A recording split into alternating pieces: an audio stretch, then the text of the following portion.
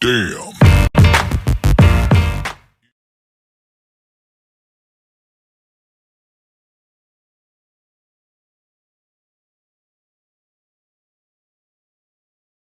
Baiklah, materi yang akan dibahas yaitu demokrasi parlementer di Indonesia pada tahun 1950 sampai 1959. Pembahasannya yaitu masa demokrasi parlementer adalah masa ketika pemerintah Indonesia menggunakan UUDS 1950 atau Undang-Undang Dasar Sementara sebagai undang-undang negara dan sistem pemerintahan parlementer. Artinya, kabinet bertanggung jawab kepada parlemen atau DPR, bukan kepada presiden. Kabinet dipimpin oleh seorang Perdana Menteri, sementara itu presiden hanya berfungsi sebagai kepala negara saja. Masa demokrasi parlementer disebut pula pada masa demokrasi liberal, karena sistem politik dan ekonomi yang berlaku menggunakan prinsip-prinsip liberal.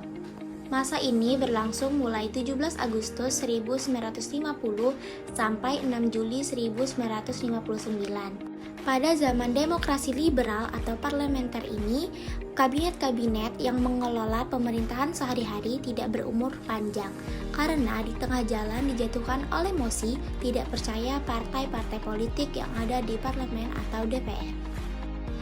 Ada 7 kabinet yang berperan dalam masa demokrasi parlementer di Indonesia.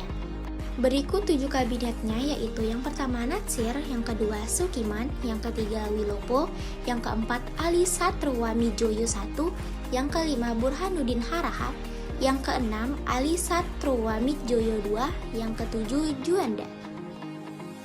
Yang pertama yaitu Kabinet Natsir. Program kerjanya yang pertama mempersiapkan dan menyelenggarakan pemilihan umum untuk Dewan Konstitusi dalam waktu yang singkat. Yang kedua, mencapai konsolidasi dan menyempurnakan susunan pemerintahan serta membentuk peralatan negara yang bulat berdasarkan pasal 146 di dalam Undang-Undang Dasar Sementara 1950.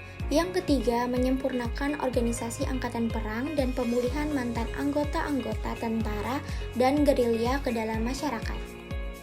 Keberhasilan Kabinet Natsir yaitu di bidang ekonomi, yang di situ ada Sumitra Plan yang berhasil mengubah ekonomi yang pada awalnya adalah ekonomi kolonial menjadi ekonomi nasional.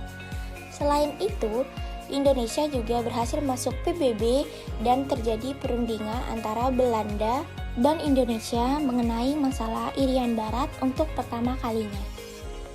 Runtuhnya Kabinet Natsir yaitu dalam menyelesaikan masalah Irian Barat.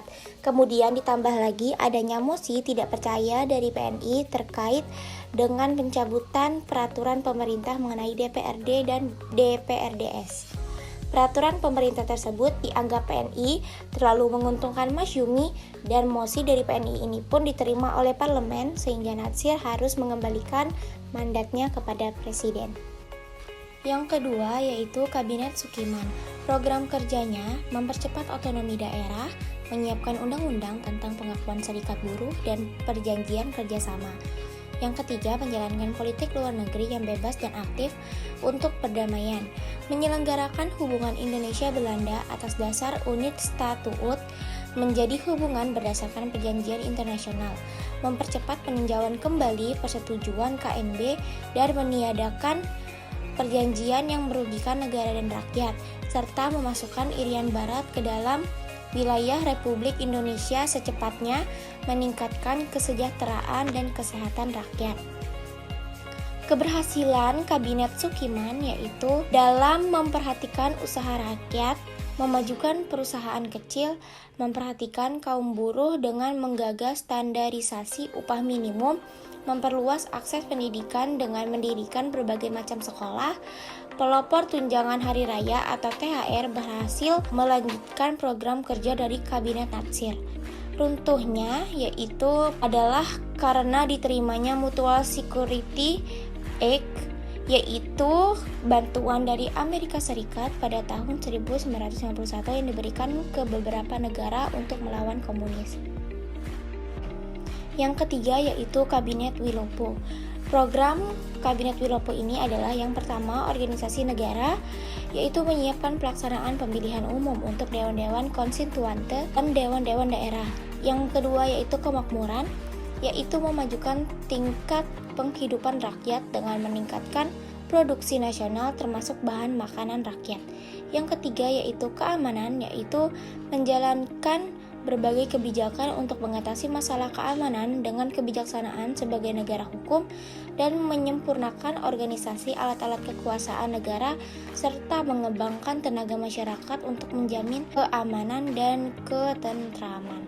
Keempat yaitu perburuhan, memperlengkapkan perundang-undangan perburuhan untuk meninggikan derajat kaum buruh guna menjamin proses perekonomian nasional. Yang kelima yaitu pendidikan, yaitu mempercepat usaha-usaha perbaikan untuk pembaharuan pendidikan dan pengajaran. Yang keenam yaitu luar negeri, mengisi politik luar negeri yang bebas dan aktif. Keberhasilan Kabinet Wilopo yaitu terlihat dengan terlaksananya pemilu dan produksi pangan nasional yang meningkat. Runtuhnya yaitu adanya konflik internal TNI, krisis ekonomi, hingga adanya defisit kas negara. Kabinet Ali Satroamidjoyo I, program kerjanya yaitu meningkatkan keamanan dan kemakmuran negara, menyelenggarakan pemilu dan pembebasan Irian Barat. Yang lainnya yaitu pelaksanaan politik bebas aktif, peninjauan kembali hasil konferensi meja bundar, serta penyelesaian pertikaian politik yang terjadi di dalam parlemen negara. Keberhasilannya yaitu merampungkan pemilu dan menyelenggarakan konferensi Asia Afrika. Runtuhnya yaitu disebabkan oleh terjadinya perpecahan antara Partai Masyumi dan PNI. Kabinet Burhanuddin Harahap, program kerjanya yaitu mengembalikan kewibawaan pemerintah dengan meningkatkan kepercayaan AD dan masyarakat pada kinerja negara. Keberhasilannya yaitu bubarnya Uni Indonesia Belanda. Runtuhnya yaitu perintah presiden untuk membubarkan kabinet tersebut. Dengan selesainya pemilu, maka tugas kabinet ini juga berakhir dan dianggap telah selesai. Kabinet Ali Satroamidjoyo II, program kerjanya yaitu program jangka panjang yang disebut sebagai rencana pembangunan 5 tahun. Beberapa isi rencana tersebut adalah pembatalan KMB, melaksanakan keputusan KAA, serta pembentukan daerah otonomi.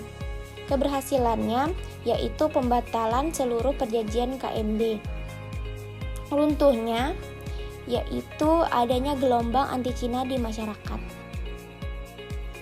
Kabinet Juanda, program kerjanya yaitu membentuk Dewan Nasional, normalisasi keadaan RI, perjuangan pengembalian Irian Jaya, serta melancarkan pembatalan KMB. Keberhasilannya yaitu mengeluarkan deklarasi Juanda. Dengan deklarasi ini wilayah Indonesia makin luas karena perairan Indonesia menjadi 12 mil dari garis pantai. Sebelum adanya deklarasi Juanda, perairan Indonesia terbatas hanya di angka 3 mil. Runtuhnya Kabinet Juanda ini adalah kegagalan kabinet dalam mengatasi pergolakan PPRI atau Permesta.